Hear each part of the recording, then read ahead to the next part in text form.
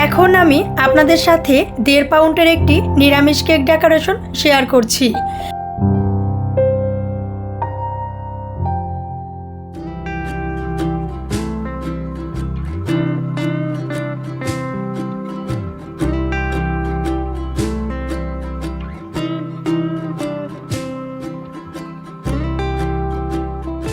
কেকের এই ডেকোরেশনটা শেয়ার করার জন্য আমি কেকটি সাদা কালার ক্রিম দিয়ে সম্পূর্ণ কভার করে নিয়ে আমি নজেল দিয়ে সুন্দর করে গোলাপ করে নিচ্ছি।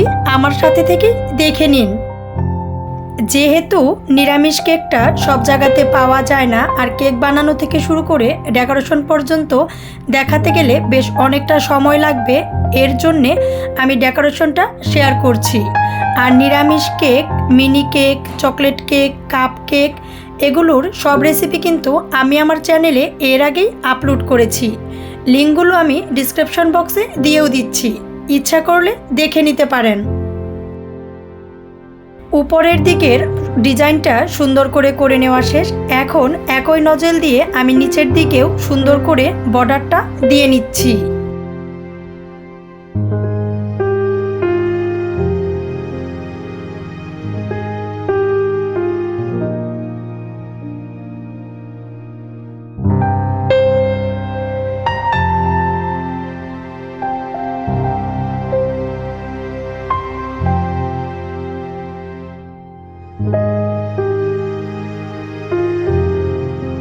নিচের দিকের সম্পূর্ণ বর্ডারটা খুব ভালো করে দিয়ে নিয়ে, যেহেতু এটা একটা বার্থডে কেক ছিল, এর জন্যে হ্যাপি বার্থডে টুটা লিখে নিয়েছি।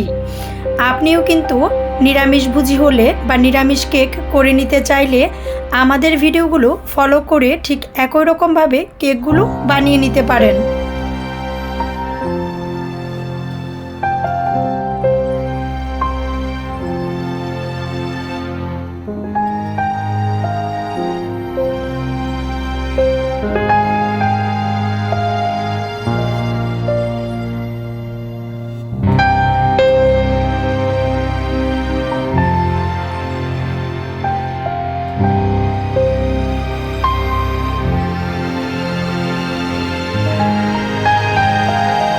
ভিন্ন ভিন্ন ধরনের সুস্বাদু নিরামিষ রেসিপি, একাদশীর রেসিপি, জন্মাষ্টমী, রাধাষ্টমী থেকে শুরু করে অন্নকূটের বিভিন্ন রকম প্রসাদের রেসিপিগুলো পাওয়ার জন্যে অবশ্যই আমাদের চ্যানেলটি সাবস্ক্রাইব করে আমাদের চ্যানেলের সাথেই থাকবেন।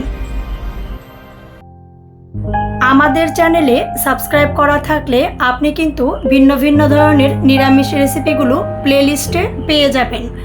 একই রকমভাবে জন্মাষ্টমীর সবগুলো রেসিপিও আমি প্লেলিস্ট করে দিয়ে দিয়েছি। রাধা অষ্টমী, অন্নকূটের বিভিন্ন রকম প্রসাদেরও রেসিপি আমি প্লেলিস্ট করে দিয়ে দিয়েছি। একই সাথে ভিন্ন ভিন্ন ধরনের নিরামিষভাবে কেক করে নেওয়ার রেসিপিগুলো আমি প্লেলিস্ট করে দিয়ে দিয়েছি।